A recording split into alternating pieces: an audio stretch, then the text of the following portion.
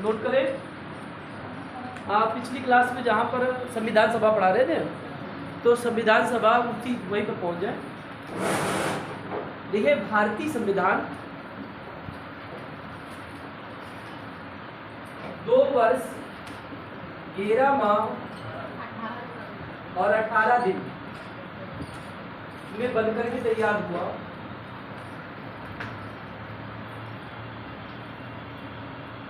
भारतीय संविधान 2 वर्ष 11 माह 18 दिन में बनकर के तैयार हुआ।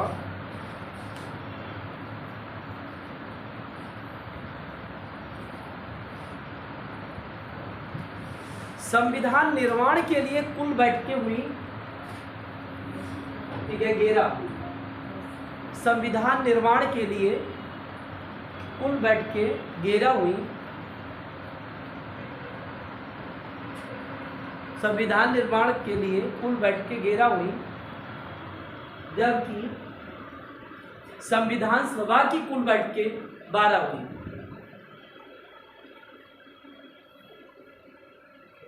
अंतिम बैठक 24 जनवरी 1950 को हुई। संविधान सभा की अंतिम बैठक 24 जनवरी 1950 को हुई। इसी बैठक में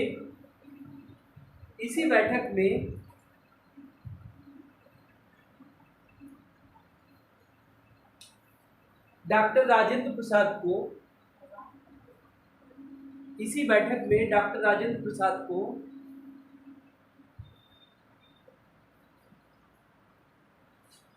भारत का राष्ट्रपति चुना गया। भारत के राष्ट्रपति के रूप में चुना गया। भारत के राष्ट्रपति पद के रूप में चुना गया। ठीक है। 1-2 वन लाइनर कभी आ जाता है, तुमसे पूछ लिया जाता है, फैक्ट पूछ लिया जाता है। ठीक है। झंडा कब स्वीकार किया गया? राष्ट्रीय ध्वज। देखिए, संविधान सभा द्वारा राष्ट्रीय ध्वज कब स्वीकार किया गया? कब स्वीकार किया गया? 22 जुलाई 1947। 22 जुलाई 1947।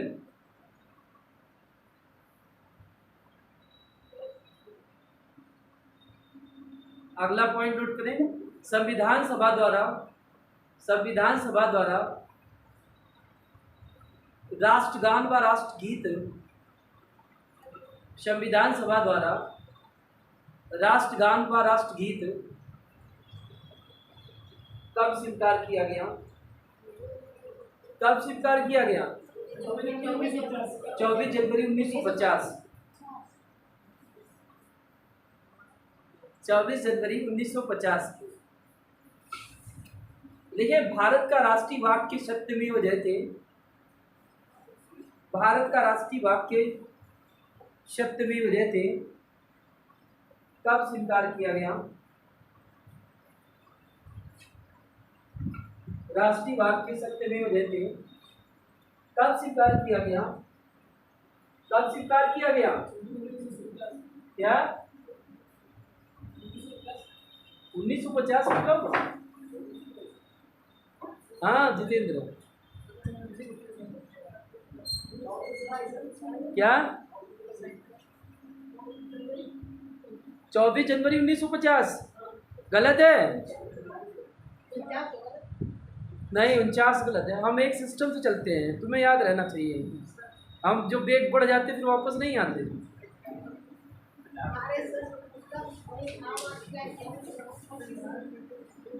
नहीं पता है? तीनों चीजें एक साथ हैं। उसको 22 जुलाई क्यों लिखा? उसको भी साथ में लिख लेते, चार चीजें कर देते हैं। इधर नोट करें, 26 जनवरी 1950। 26 जनवरी 1950। 26 जनवरी 1950। ठीक है, बस यही समाप्त करते इसे। आ जाए आज का जो टॉपिक है, आज का टॉपिक आपका क्या दिया है? कार्यपालिका। ठीक है, संघीय कार्यपालिका।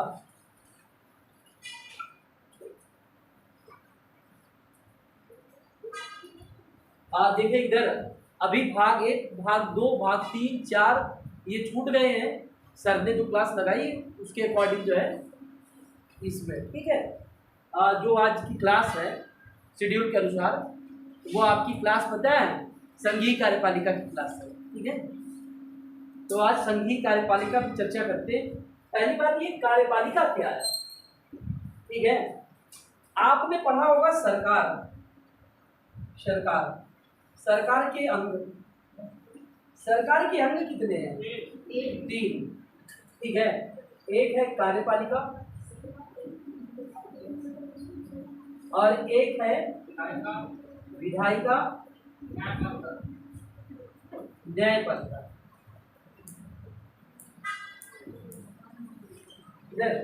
सरकार के ये 3 अंग हैं, कार्यपालिका, न्यायपालिका, व्यवस्थापिका। विधायिका की जगह व्यवस्थापिका।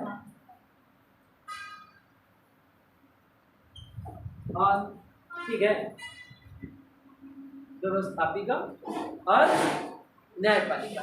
इधर ये जो 3 अंग हैं इनका कार्य क्या है, ठीक है। सबसे पहले इस पर चर्चा करते हैं। व्यवस्थापिका क्या करती है, ठीक है। व्यवस्थापिका का क्या कार्य है? कानून बनाना, लागू करना, ठीक है, रक्षा करना, ठीक है। क्या कार्य है? रक्षा करना, ठीक है। तो जो संघीय कार्यपालिका है, संघीय कार्यपालिका किसमें नीत है, ठीक है। भारत में संघीय कार्यपालिका किसमें नीत है बताएं? राष्ट्रपति, ठीक है। संघीय कार्यपालिका हमारे देश में किसमें नीत है? राष्ट्रपति में नीत है, ठीक है। अगर हम बात करें राष्ट्रपति, जैसे हम संसद पढ़ते हैं, संसद, ठीक है, संसद का एक अंग है राष्ट्रपति। जो हमारी संसद है, संसद का एक अंग क्या है? राष्ट्रपति। देखिए इधर जो संसद है, संसद के अंग, संसद के अंग कितने हैं? 3। एक है राष्ट्रपति और एक है लोकसभा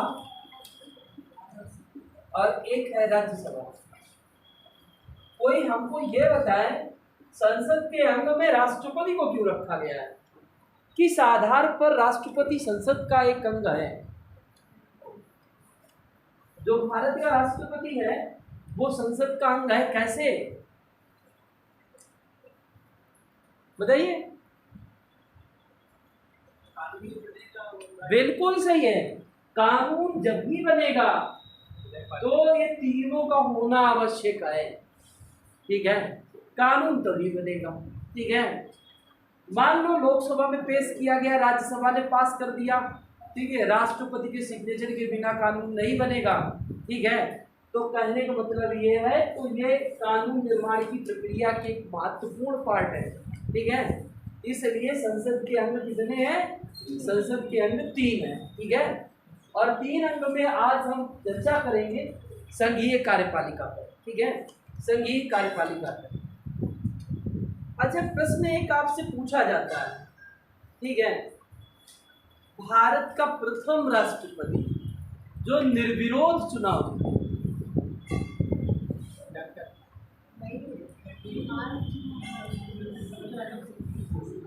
निर्विरोध चुनाव जीतने वाले नीलम संजीव रेड्डी, और ऑप्शन में पता है डॉक्टर राजेंद्र प्रसाद भी है।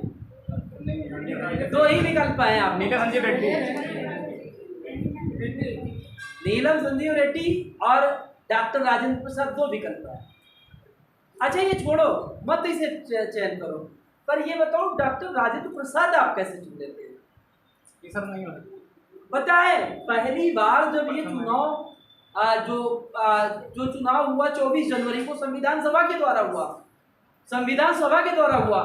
जो रियल में राष्ट्रपति का जो चुनाव हुआ 1952 में, तो वो निर्विरोध नहीं, उनके विपक्ष में एक चुनाव लड़े थे। कौन? विपक्ष में वही चुनाव लड़े थे जिन्होंने कहा भारतीय संविधान एक उधार का झोला है। नहीं पता है? भारतीय संविधान एक उधार का झोला है। किसने कहा भारतीय संविधान उधार का झोला है? वो व्यक्ति, अच्छा वही व्यक्ति जिसने राज्य के नीति निर्देशक तत्वों को कहा है एक ऐसा चेक है जो बैंक की सुविधा के लिए है। केटी साहब, तो कौन चुनाव लड़ा था? केटी साहब, नीलम संजीव रेड्डी, ठीक है, निर्विरोध चुनाव जीतने वाले पहले। ठीक है, अगर तुमसे यही पर प्रश्न किया जाता है, अभी नोट मत करना कुछ भी, ऐसे जनरल प्रश्न कर रहे हैं, अगर तुमसे प्रश्न पूछा जाता है भारत का वह राष्ट्रपति जो निर्दलीय चुनाव लड़ा और जीता,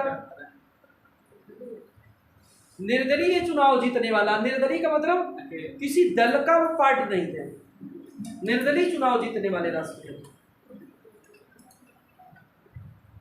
बताए? नहीं पता? देखिए इधर, देखिए एग्जाम तभी, अगर टेस्ट मैच है ना, टेस्ट मैच तभी क्लियर होगा जब आपको फैक्ट भी आते हैं। ठीक है, फैक्ट कंपलसरी है, प्रीलिम्स नहीं निकलेगा। मेंस की तैयारी कर रहे हो, प्रीलिम्स नहीं निकलेगा, तो इससे अच्छा है कि फैक्ट भी याद होने चाहिए। ठीक है, तो वो राष्ट्रपति जो निर्दलीय चुनाव लड़ा हो, निर्दलीय मतलब उसका कोई दल का सदस्य नहीं था, बताओ? नहीं बताया? नहीं, ऑप्शन नहीं देंगे। ठीक है, वीवी गिरी। अगर तुमसे पूछा जाए सबसे वयोवृद्ध राष्ट्रपति, सबसे वयोवृद्ध राष्ट्रपति,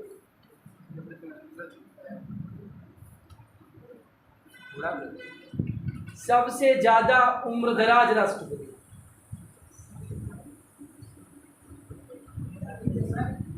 क्या? नहीं, तुमने तो वो इंडिया से उठा के पाकिस्तान ले गए। हाँ बताएं? नहीं बताएं? बड़ा अफसोस की बात है। ठीक है, आर वेंकट रमन। अगर तुमसे पूछा जाए सबसे युवा राष्ट्रपति, द्रौपदी मुर्मू। अगर कहें पहला दलित राष्ट्रपति, द्रौपदी मुर्मू, गलत है, KR नारायण। अगर पहली महिला राष्ट्रपति पूछा जाए, प्रतिभा पाटिल। और पहली दलित महिला पूछा जाए, ठीक है, आदिवासी महिला ही, आदिवासी महिला। अगर आदिवासी पूछा जाए किस जनजाति से है, संथाल जनजाति से है। ठीक है, उड़ीसा की रहने वाली है और उड़ीसा के मयूरभंज जनपद से। ठीक है, अगर तुमसे कहें कि अगर भारत में पहली महिला राष्ट्रपति पूछते हैं, अगर हम विश्व के सापेक्ष में पूछे, विश्व में पहली महिला राष्ट्रपति, विश्व के सापेक्ष पूछा जाए तब क्या बताएंगे? बताएं? ठीक है, विश्व में पहली महिला राष्ट्रपति हैं मारिया पेरोना। कहाँ की है? अर्जेंटीना। विश्व में पहली महिला राष्ट्रपति मारिया पेरोना, अर्जेंटीना। देखिए भारतीय संविधान क्या कहता है।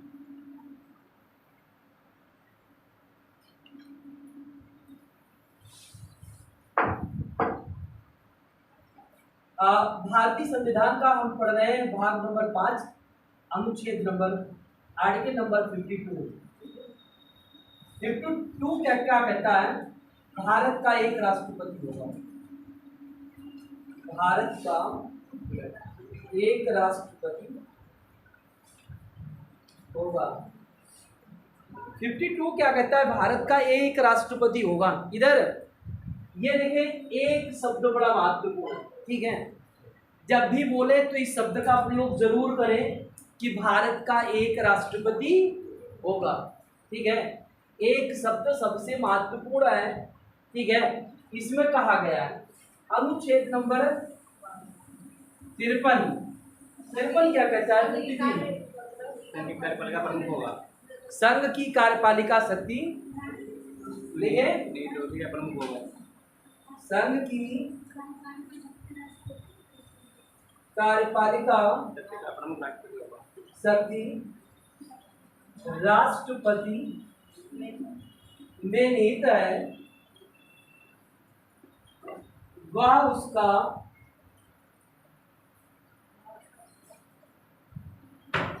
स्वयं प्रयोग करे या अपने अधीनस्थ के द्वारा करे।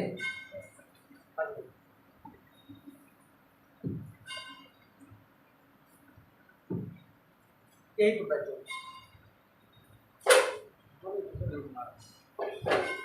पढ़ने किताब का नहीं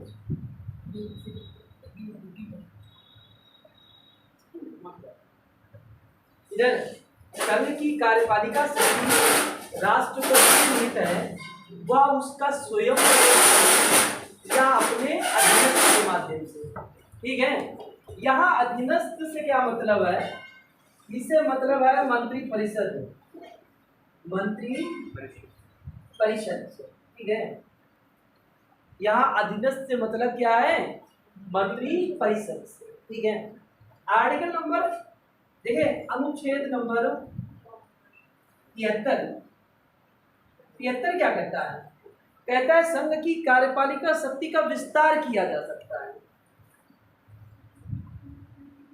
संघ की कार्यपालिका शक्ति का विस्तार किया जा सकता है। देखिए पहले में क्या है, 52 में क्या है, ठीक है। भारत का एक राष्ट्रपति होगा। 53 क्या कहता है? संघ की कार्यपालिका शक्ति राष्ट्रपति में निहित है, वह उसका स्वयं प्रयोग करे या अपने अधीनस्थ के माध्यम से प्रयोग करे। अधीनस्थ का मतलब क्या है? मंत्री परिषद के माध्यम से प्रयोग करे। अच्छा, इसी में बात कही गई है इधर भारत का प्रथम नागरिक, भारत का राष्ट्रपति। इधर तीनों सेनाओं का सेनाध्यक्ष कौन होगा? राष्ट्रपति होगा। अच्छा, हमारे देश में जैसे पाकिस्तान में मार्शल लॉ बहुत बार लागू हो चुका है, मेरे देश में कितनी बार मार्शल लॉ लागू हुआ?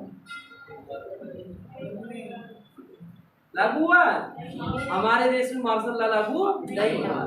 इधर आर्टिकल नंबर पावर के विषय में बात कर रहे हैं, इधर पावर के विषय में बात कर रहे हैं। आर्टिकल नंबर 73 क्या कहता है? संघ की कार्यपालिका शक्ति का विस्तार किया जा सकता है। 73 क्या कहता है? संघ की कार्यपालिका शक्ति का विस्तार किया जा सकता है। और यहीं पर आर्टिकल नंबर 77 क्या कहता है? सारे काम राष्ट्रपति के नाम से होंगे, यहाँ तक विभागों का बंटवारा भी राष्ट्रपति के द्वारा बनाए गए नियमों के अनुसार होगा, ठीक है। देखिए आर्टिकल नंबर 77, आर्टिकल नंबर 77 लिखे संघ के सभी कार्य राष्ट्रपति के नाम से होंगे,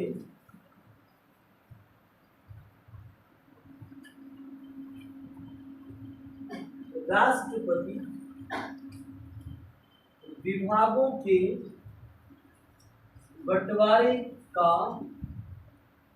बंटवारे के नियम भी बनाएगा।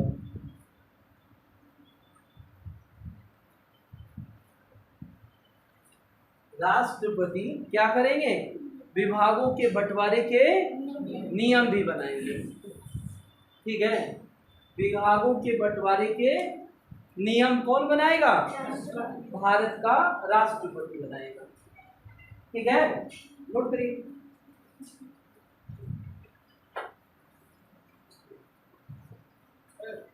हाँ पूछो। एक क्वेश्चन ये है कि मुझे पढ़ा था, एक क्वेश्चन ये मतलब सही है। हाँ नहीं बिल्कुल पूछिए। आजकल मैंने पढ़ा था कि ये देखो कोई भी नियम है लोकसभा और राज्यसभा से पारित हो जाता है कानून विधेयक, हाँ। तो राष्ट्रपति इसके लिए बाध्य है कि वह उस पर हस्ताक्षर करे। हाँ देखिए, कंडीशन पहले समझिए हमारी बात। कंडीशन होनी चाहिए, क्या है? धन विधेयक है, साधारण विधेयक है, संविधान संशोधन विधेयक है, संविधान संशोधन विधेयक है, तब उसका आंसर आएगा। अगर अमेंडमेंट से संबंधित है, अगर धन विधेयक है, जब धन विधेयक को वो वापस नहीं भेज सकता है, जनरल बिल को भेज सकता है। इधर साधारण विधेयक है, साधारण विधेयक को वापस भेज देता है, ठीक है। धन विधेयक को नहीं भेजता है। क्यों नहीं भेजता है? क्यों नहीं भेजता है जितेंद्र?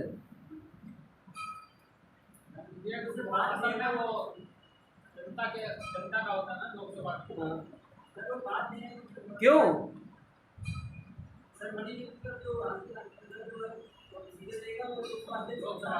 नहीं। और कोई बताएगा? कोई इधर? अरे वो वापस इसलिए नहीं करता है क्योंकि पहले वही अनुमति देता है, उसी की अनुमति से प्रक्रिया की शुरुआत होती है, ठीक है। उसी की अनुमति से प्रक्रिया की शुरुआत होती है कि धन विधेयक उसी की अनुमति से ही पेश किया जाता है सदन में।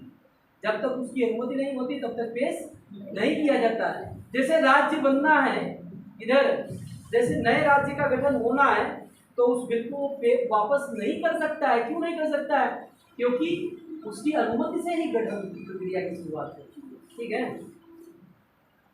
तो भारत का एक राष्ट्रपति होगा, संघ की कार्यपालिका शक्ति का विस्तार होगा, ठीक है। और क्या है? ठीक है, समस्त कार्य राष्ट्रपति के नाम से होंगे। कौन से कार्य? संघीय कार्य। अगर कहें विभागों के बंटवारे के नियम कौन बनाएगा? भारत का राष्ट्रपति, ठीक है। अब बात करते हैं, देखें अनुच्छेद नंबर 54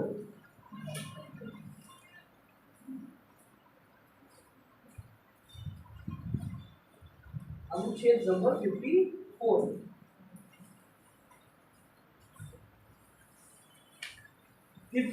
में राष्ट्रपति के निर्वाचन संबंधी बात कही गई है।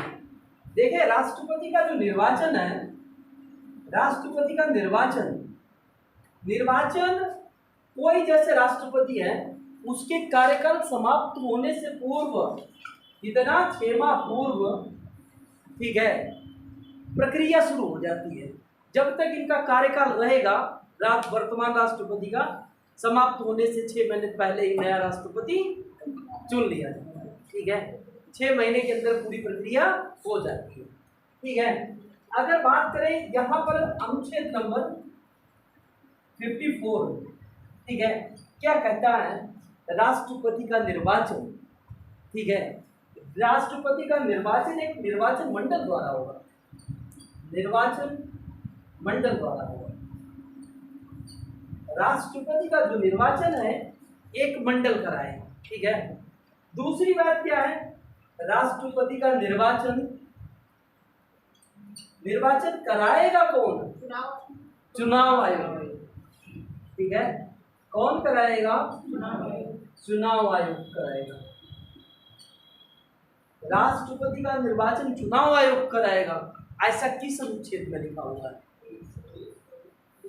अनुच्छेद नंबर 324। अनुच्छेद नंबर 324 में कहा गया है कि चुनाव आयोग का गठन राष्ट्रपति, उपराष्ट्रपति, ठीक है, संसद और विधानमंडल के चुनाव कराए जाए, ठीक है। तो राष्ट्रपति का चुनाव होगा, कैसे चुनाव होगा? ठीक है, कौन कराएगा? निर्वाचन आयोग कराएगा, ठीक है। अब बात कर लेते हैं चुनाव, इसके मंडल, निर्वाचन मंडल में कौन शामिल होगा?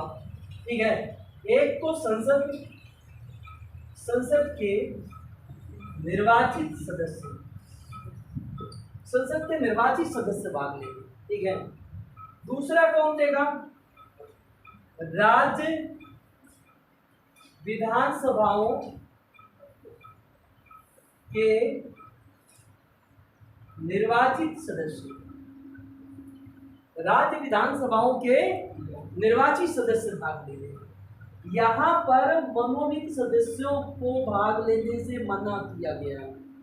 क्यों मना किया गया है? क्योंकि इसके द्वारा क्या होगा, भेदभाव होगा। जो मनोनीत सदस्य होगा, जिसने मनोनयन किया है, वो उसी को वोट करेगा। अगली बार वो क्या करेगा, कहेगा ठीक है हमारे ही नंबर लगे रहेगा, ठीक है। तो इसलिए मनोनीत सदस्यों को क्या किया गया है, इसमें अलग रखा गया, ठीक है। अब ये लोग क्या है, ये लोग वोट करेंगे। इसी के साथ साथ में, ठीक है, दिल्ली व पांडुचेरी विधानसभा के सदस्य भी, निर्वाचित सदस्य भी भाग लेते हैं। इन्हें किस संविधान संशोधन द्वारा जोड़ा गया?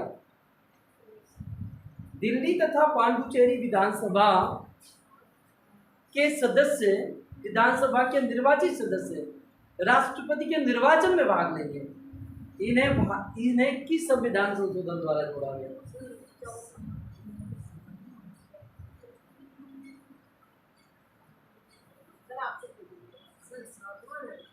क्या सातवां? नहीं, सातवां संविधान संशोधन कब हुआ?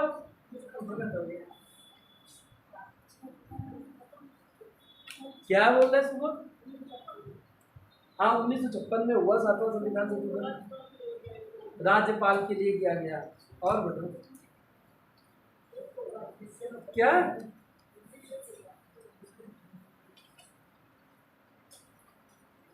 बताइए,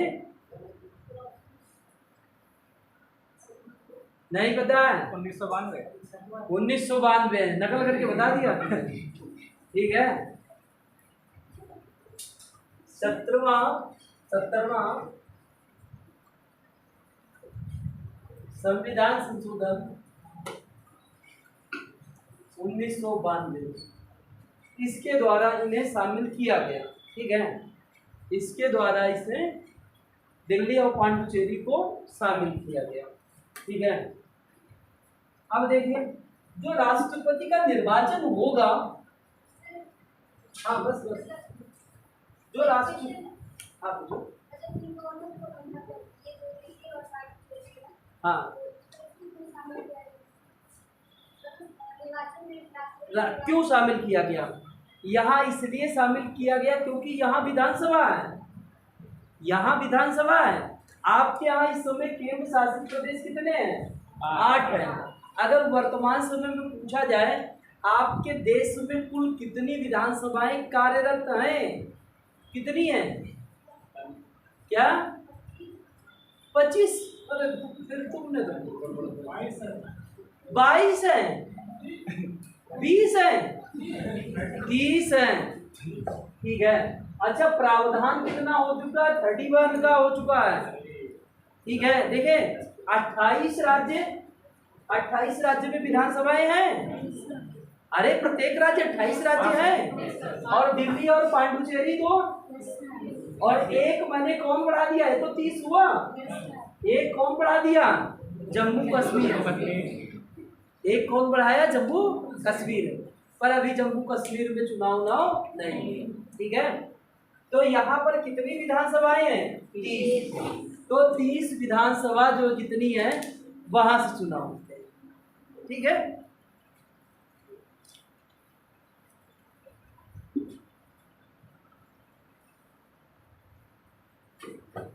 अब बात कर लेते हैं राष्ट्रपति का जो चुनाव होगा वो कैसे होगा, ठीक है।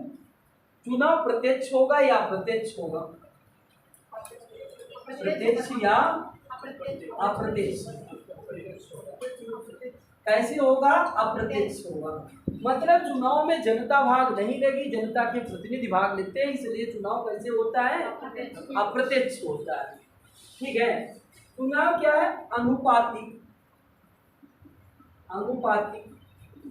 मत प्रणाली।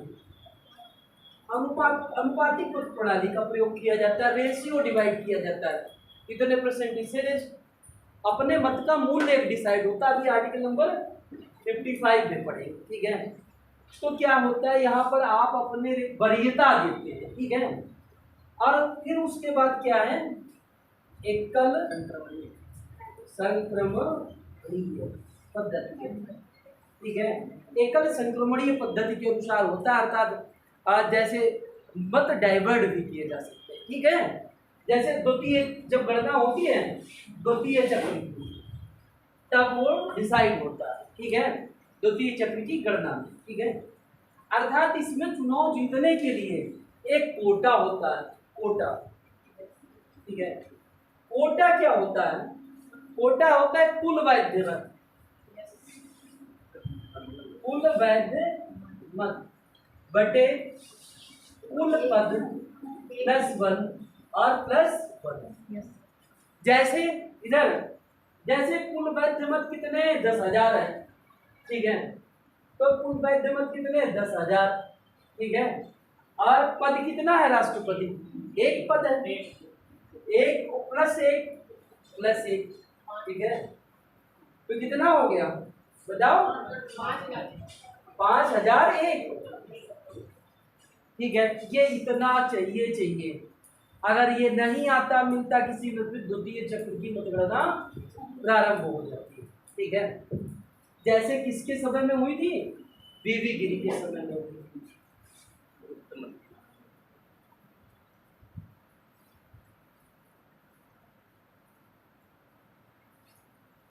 इधर देखिए, अब प्रश्न ये आता है, जो राष्ट्रपति है निर्वाचन, ठीक है, निर्वाचन के लिए क्या है? उम्मीदवार, जो उम्मीदवार है, ठीक है। जैसे एक प्रक्रिया पहले प्रारंभ हो गई, बहुत से लोगों ने चुनाव लड़ना प्रारंभ कर दिया कि भाई ऐसा है हम भी चुनाव लड़ेंगे, ठीक है, हम भी चुनाव लड़ेंगे। तो राष्ट्रपति उपराष्ट्रपति, ठीक है, निर्वाचन नियम अधिनियम बन गया, राष्ट्रपति उपराष्ट्रपति निर्वाचन अधिनियम बना। और इस अधिनियम के द्वारा क्या किया गया? व्यक्तियों के अधिकार कुछ सीमित किए गए। जैसे क्या सीमित कर दिया गया? निर्वाचन अधिनियम 1998, ठीक है, 1952, 1974, ठीक है।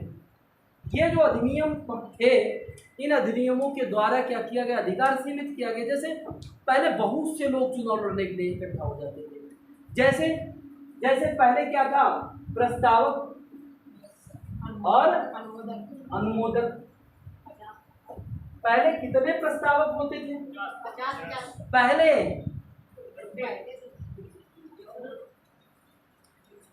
बोलिए, पहले 10 प्रस्तावक 10 अनुमोदक। व्यक्ति जाता चुनाव लड़ता था, आराम से चुनाव लड़ लेता था। अब क्या कर दिया गया है? 50 प्रस्तावक 50 अनुमोदक। और ये भी क्या होने चाहिए? अलग अलग होना चाहिए। अब जो वोट करने वाले हैं, वो वोट करने वाले क्या होने चाहिए? अलग अलग होने चाहिए। 50 प्रस्तावक और 50 अनुमोदक होने चाहिए, ठीक है। प्रस्तावक अनुमोदक समझ रहे हैं? ठीक है। जैसे तुम कोई अपना प्रस्ताव रखते हो तो वो कहता मैं इनका प्रस्ताव का समर्थन करता हूँ, ठीक है, वो तो अनुमोदक हो गया। जो रखने वाला है वो प्रस्तावक हो गया। अरे अभी भी नहीं समझ में आया? भारत छोड़ो आंदोलन याद है? भारत छोड़ो आंदोलन का प्रस्ताव किसने रखा था? महात्मा गांधी ने। भारत छोड़ो आंदोलन का प्रस्ताव किसने रखा था? नहीं,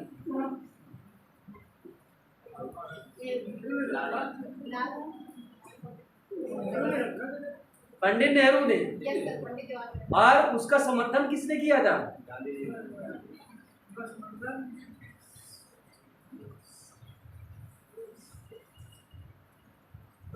पूछा गया बहुत बार। क्या क्या? सुभाष चंद्र बोस तो देश में थे ही नहीं। लाल बहादुर शास्त्री बता रही है, ठीक है। समर्थन किसने किया? क्या?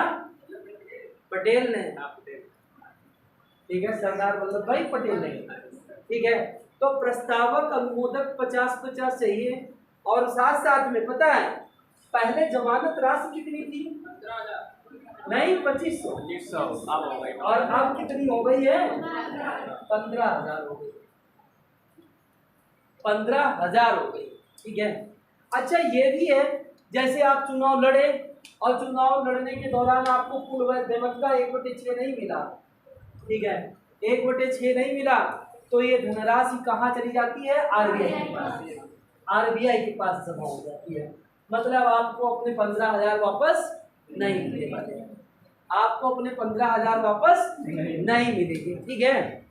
अब यहाँ पर एक प्रश्न आ जाता है, ठीक है, कि जो चुनाव होगा वो होगा कैसे? ईवीएम से होता है कि नहीं होता है? इलेक्ट्रॉनिक वोटिंग मशीन से राष्ट्रपति का चुनाव क्यों नहीं होता है? गुप्त होता है। अच्छा, इनका कहना चुनाव गुप्त तरीके से होता है, ठीक है, गुप्त तरीके से होता है। ईवीएम से चुनाव क्यों नहीं होता है? इलेक्ट्रॉनिक वोटिंग मशीन से चुनाव क्यों नहीं होता है?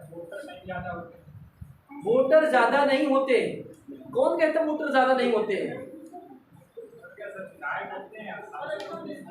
अरे एक मिनट, तुम पहले ये बताओ, तुम्हारे यहाँ, तुम जहाँ बूथ पे जाते हो वहाँ कितने वोटर आते हैं वोट करने के लिए? 2 से 3,000 आ जाते हैं। ये तो प्रधानी के चुनाव में भी नहीं आते होंगे, 1,500 1,600 में निपट जाते हैं। क्या? अरे 2,000 आ जाते हैं इधर। आपके यहाँ सांसद कितने हैं? अरे लोकसभा में कितने लोग बैठते हैं? अरे आप लोकसभा बताओ। 552 अधिकतम, ठीक है, 552 क्या 550, ठीक है, 2 मनोनीत वाले छोड़ दिए, ठीक है, इधर और इधर 245 में 12 घटा तो कितना बचा? 33। अब उत्तर प्रदेश में विधानसभा में कितने हैं? 403। अरे 400 रख लेते सीधे, ऐसे सबका जोड़ दो ना, 30 विधानसभाएं।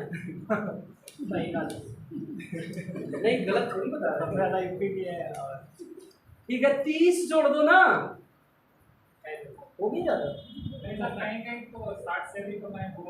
अरे हमारा कहने का मतलब इनको सबको जोड़ोगे तो तुम्हारे वो 2,000 क्रॉस हो जाएंगे कि नहीं? 2,000 क्रॉस हो जाएंगे इधर। तो ये जो सीटें हैं, चुनाव जो है ईवीएम से क्यों नहीं होता है?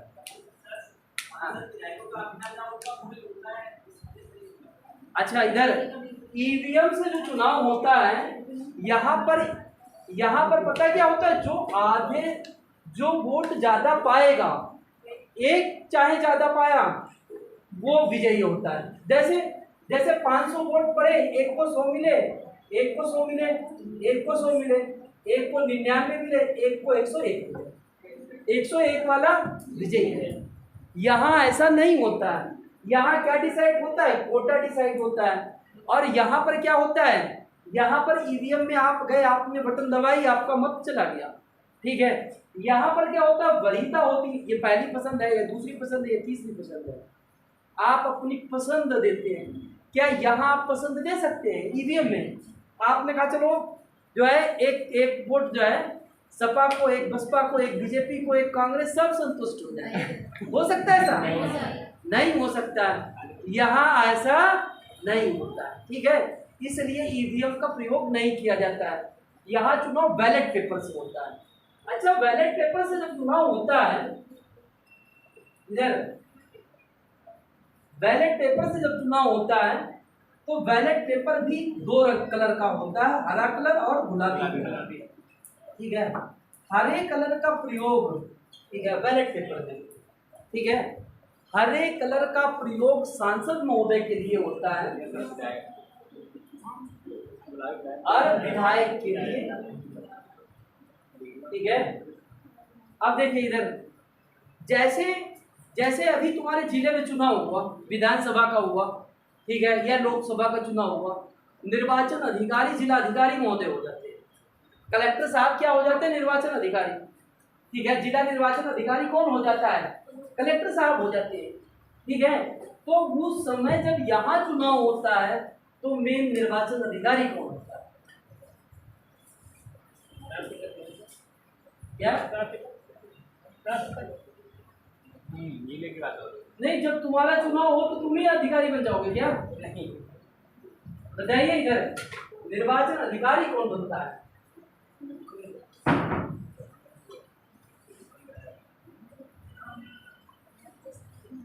बताइए। महासचिव।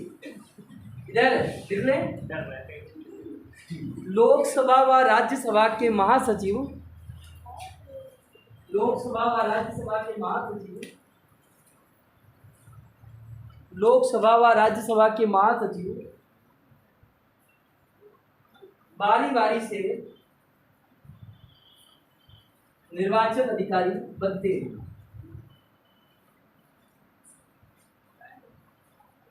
जबकि विधानसभा में बारी बारी से निर्वाचन अधिकारी बनते हैं।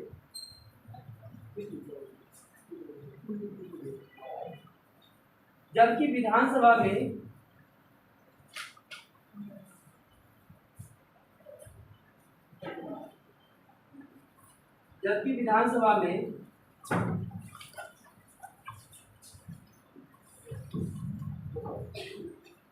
जबकि विधानसभा में वहां के महासचिव निर्वाचन अधिकारी बनते हैं।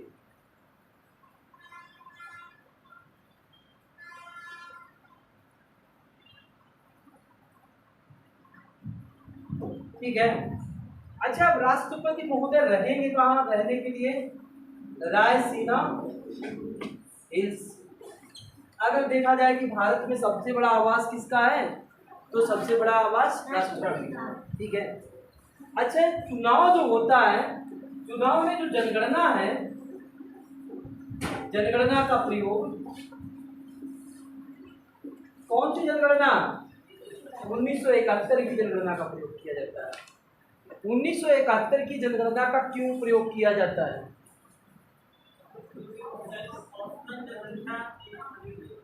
अच्छा, इधर 1971 की जनगणना का प्रयोग इसलिए किया जाता है कि उस समय दक्षिण भारत की जनगणना और उत्तर भारत की जनगणना देखी जाए तो एक औसतन जनगणना थी। और दक्षिण भारत देखिए ना, राष्ट्रपति के निर्वाचन में मत का मूल्य, ठीक है, जनसंख्या पर डिपेंड करता है। अभी बताएंगे, फार्मूला बताएंगे। ठीक है। तो यहाँ पर क्या है कि जनसंख्या, उत्तर भारत में जनसंख्या की वृद्धि ज्यादा हुई और दक्षिण भारत में जनसंख्या की वृद्धि क्या हुई? कम हुई। तो दक्षिण भारत के लोग बोलते कि भाई देखो, एक तो राष्ट्र के निर्माण में हम लोगों ने योगदान दिया, भाई जनसंख्या कम बढ़ी, और आप क्या करेंगे, मत का मूल्य आपका अधिक होगा, हमारे मत का मूल्य कम हो जाएगा। ठीक है। तो इसलिए क्या हुआ कि जनगणना कौन सी प्रयोग की जाती है? 1971। ठीक है, 1971 की जनगणना का प्रयोग किया जाता है। ठीक है। देखिए अगला अनुच्छेद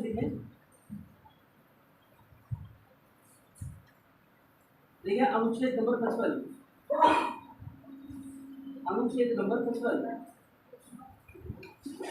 45। ठीक है। देखिए राष्ट्रपति के निर्वाचन की पद्धति, राष्ट्रपति के निर्वाचन की पद्धति,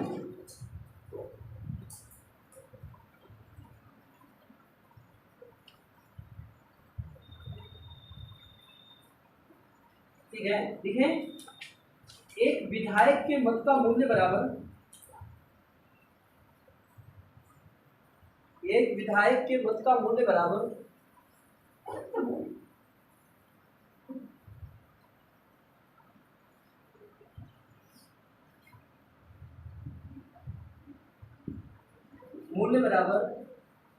राज्य की कुल जनसंख्या बटे राज्य विधान सभा के निर्वाचित सदस्य भाग 1000, भाग 1000, भाग 1000। बताइए सही लिखा है? कुछ संशोधन है? जनसंख्या कर लेते हैं 1971 की, 1971 की जनसंख्या। ठीक है, इधर जनसंख्या ली जाएगी राज्य की कुल संख्या 1971 की, और जबकि विधानसभा के निर्वाचित सदस्यों की संख्या किस ईयर की होगी?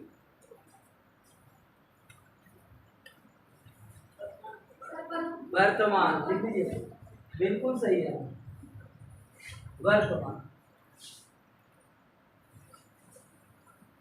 जो इनकी संख्या ली जाएगी वो वर्तमान संख्या ली जाएगी। लिखा? लिखे? अगला लिखे, सांसद महोदय के मत का मूल्य बराबर,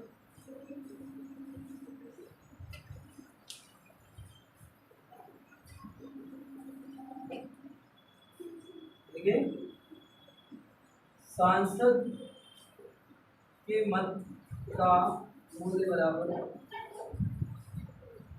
एक सांसद के मत का मूल्य क्या होगा? ठीक है,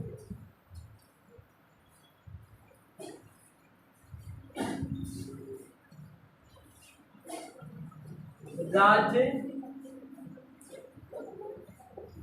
ठीक है, सभी राज्यों के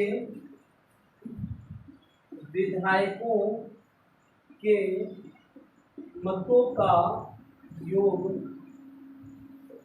बटे संसद के निर्वाचित सदस्यों की संख्या, निर्वाचित सदस्यों की संख्या।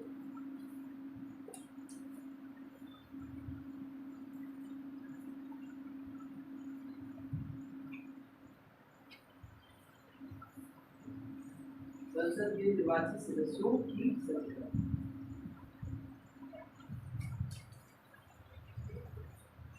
ठीक है, लिख लिया? ठीक है, अब बात करते हैं अनुच्छेद नंबर 56 के। 56 क्या कहता है? राष्ट्रपति का कार्यकाल कितने वर्ष का होगा? कार्यकाल 5 वर्ष का होगा। ठीक है, राष्ट्रपति पद ग्रहण करने की तिथि से अपने पद पर 5 वर्ष तक रहेगा। राष्ट्रपति पद ग्रहण करने की तिथि से अपने पद पर 5 वर्ष तक रहेगा। लिख लिया? अगर इस दौरान उसकी मृत्यु हो जाती है या त्याग पत्र दे देता है तो नया जब राष्ट्रपति आएगा तो वो पूरे 5 साल लेंगे। ठीक है, देखिए, अगर राष्ट्रपति की, अगर वर्तमान राष्ट्रपति की या तत्कालीन राष्ट्रपति, वर्तमान की जगह तत्कालीन ले लीजिए, राष्ट्रपति की मृत्यु कार्यकाल के दौरान होती है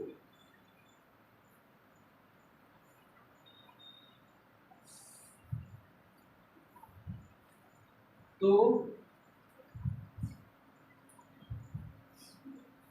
ठीक है, तो नया राष्ट्रपति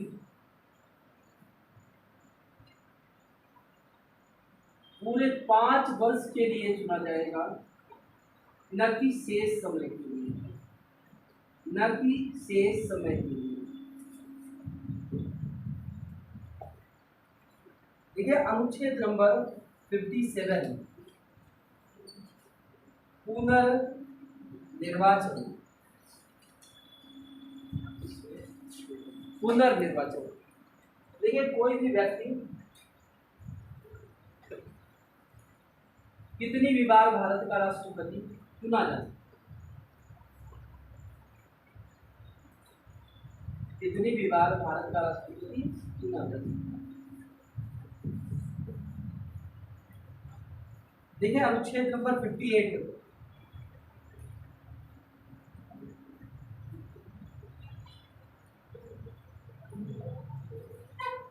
अनुच्छेद नंबर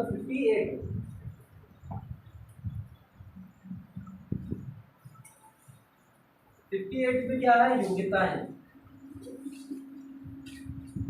58 में क्या है? योग्यताएं। और योग्यता में क्या है? पहला, भारत का नागरिक हो। दूसरा क्या है? उम्र 35 वर्ष से कम ना हो। तीसरा क्या है? पागल या दिवालिया ना हो। चौथा क्या है?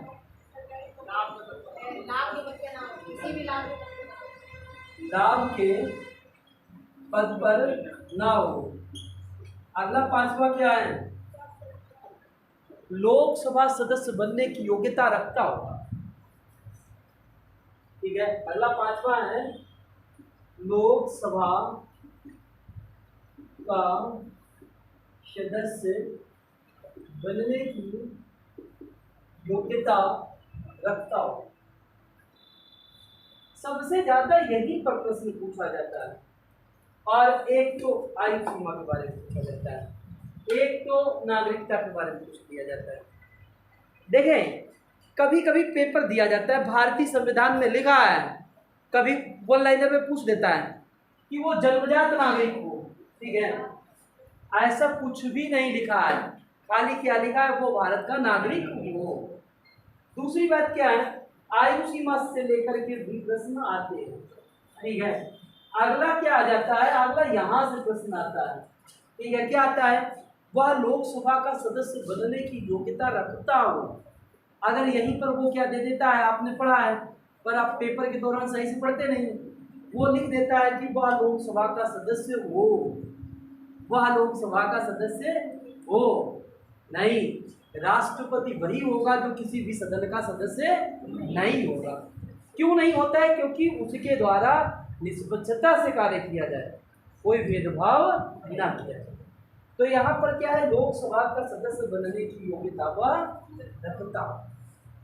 ठीक है, देखिए अगला आर्टिकल नंबर 59,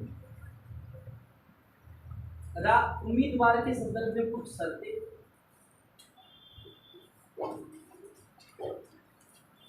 उम्मीदवार के संदर्भ में कुछ शर्तें।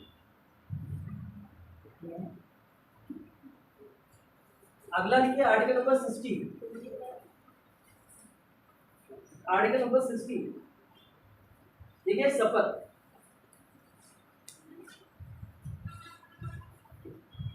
अनुच्छेद नंबर 60 में किसका उल्लेख है? शपथ। ठीक है, भारत के राष्ट्रपति को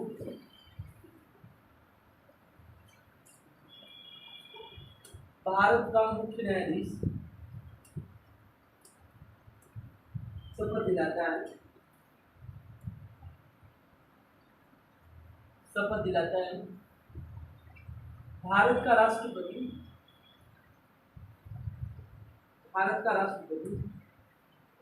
संविधान की रक्षा भारत का राष्ट्रपति संविधान की रक्षा व जन कल्याण की शपथ लेता है। भारत का राष्ट्रपति संविधान की रक्षा व जन कल्याण की शपथ लेता है। संविधान की रक्षा व जन कल्याण की शपथ लेता है। ठीक है, जो शपथ दिलाई जाएगी वो किसके द्वारा दिलाई जाएगी? मुख्य न्यायाधीश। अगर वो मुख्य न्यायाधीश नहीं है उस समय, जो उसमें से सीनियर होगा वो शपथ दिलाएगा। ठीक है, तो संविधान की रक्षा और जन कल्याण की शपथ देते हैं। ठीक है, फिर अगला 61, आर्टिकल नंबर 61 देखिए, अनुच्छेद नंबर 61, इस पे राष्ट्रपति पर महाभियोग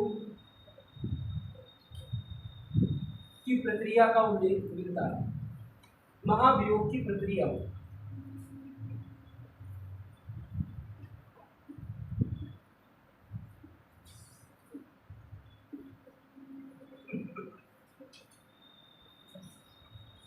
इसमें महाभियोग की प्रक्रिया का उल्लेख मिलता है। इधर देखो, कैसे महाभियोग लगाया जाएगा? महाभियोग लगाए जाने का आधार, आधार का उल्लेख कहाँ मिलता है? महाभियोग लगाए जाने का आधार का उल्लेख कहाँ मिलता है?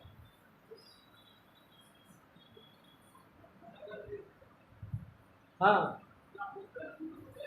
महाभियोग इम्पीचमेंट किस आधार पे लगाया जाएगा? किस किस अनुच्छेद में लिखा हुआ? किस अनुच्छेद में कहा गया? 50 नहीं, क्या 56 के आधार पर इसमें कहा गया है, 56 में कहा गया है। और कैसे लगाया जाएगा, उसकी प्रक्रिया क्या होगी, प्रक्रिया कही गई इसकी वजह। देखिए इधर बड़ा बारीकी समझे एग्जाम में पूछा जाता है, जो बढ़िया होता है, ठीक है, इधर पेपर जो सेटर होता है इधर बढ़िया सेट करता है, वो पता है क्या करता है? ए विकल्प, जैसे राष्ट्रपति का वेतन कितना है? 5 लाख रुपए प्रति माह है, 5 लाख रुपए प्रति माह, और तुम्हें ए ऑप्शन दे देता है 5 लाख प्रति वर्ष कर देता है। बी ऑप्शन दे देता है, पता है, 1.5 लाख प्रति माह कर देता है। और सी ऑप्शन दे देता है, पता है, सी ऑप्शन देता है 6 लाख प्रति माह। और डी ऑप्शन कह देता है इनमें से नहीं, इनमें से नहीं। और व्यक्ति क्या करता है? बड़ा जल्दी से, ठीक है, मैंने प्रैक्टिकल किया है बहुत बार, अगर विश्वास न हो तो तुम्हारे साथ करके देखिए, बताऊं, ऐसे ऐसे क्वेश्चन है, पहली बॉल पे तुरंत आओ, ठीक है, लोग निशान लगा के चले जाते हैं, जबकि ये गलत है। सही क्या है? डी। ज्यादातर लोग निशान लगाए चले गए, ठीक है, जबकि ये पढ़ते ही नहीं है। अरे भैया 5 लाख प्रति वर्ष, ठीक है, अरे जिसका 40,000 है उसको भी याद है, ठीक है, 50,000 है तो वो 6 लाख कमा रहा है, ठीक है। एक सरकारी मास्टर शुरुआत होती है, ठीक है, टीजीटी वगैरह में शुरुआत होती है 65 से, 60-65 से, और 60 है बहुत कम। और यहाँ राष्ट्रपति की बात कर रहे हैं, और राष्ट्रपति को जो भी वेतन दिया जाता है उस पर टैक्स नहीं दिया जाता। राष्ट्रपति को जो वेतन दिया जाता है वो टैक्स नहीं दिया जाता है। जरा इम्पीचमेंट देख लें, जो महाभियोग है, राष्ट्रपति पर महाभियोग लगाया जाएगा, वो किसी भी सदन में पेश किया जा सकता है, चाहे लोकसभा हो या राज्यसभा हो, ठीक है, किसी भी सदन में पहले पेश किया जा सकता है, चाहे लोकसभा में पेश किया जाए या राज्यसभा में, ठीक है। अब एक सदन क्या करता है, जिस सदन में पेश किया जाएगा उसे प्रथम सदन कहेंगे, फिर बाद में प्रथम सदन से पास होकर के द्वितीय सदन में जाएगा, और जो प्रथम सदन होगा वो क्या करता है? दोष लगाता है, और दूसरा सदन दोषों की जांच करता है, ठीक है। और जांच करने के बाद अगर उसने भी सिद्ध कर दिया कि हाँ ये दोषी है, तो राष्ट्रपति को अपना पद छोड़ना होता है, ठीक है। और इस प्रक्रिया को क्या कहेंगे? ठीक है, अर्ध न्यायिक कहेंगे। इस प्रक्रिया को अर्ध न्यायिक कहते हैं। इसे अर्ध न्यायिक क्यों कहा जाता है? इस प्रक्रिया को अर्ध न्यायिक प्रक्रिया कहते हैं। इसे अर्ध न्यायिक क्यों कहा जाता है?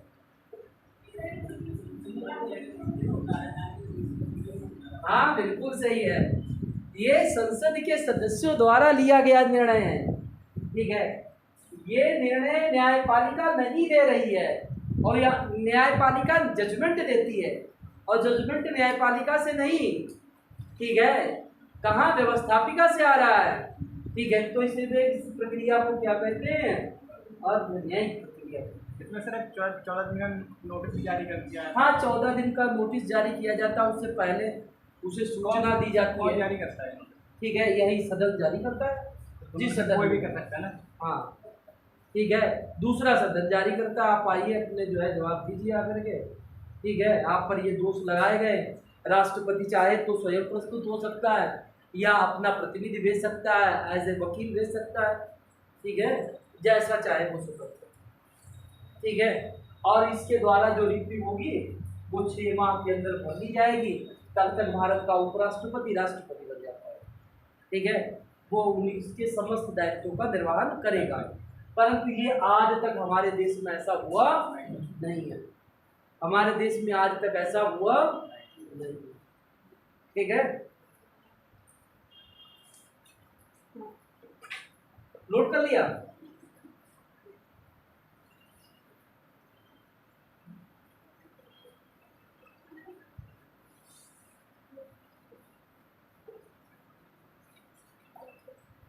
हाँ, इधर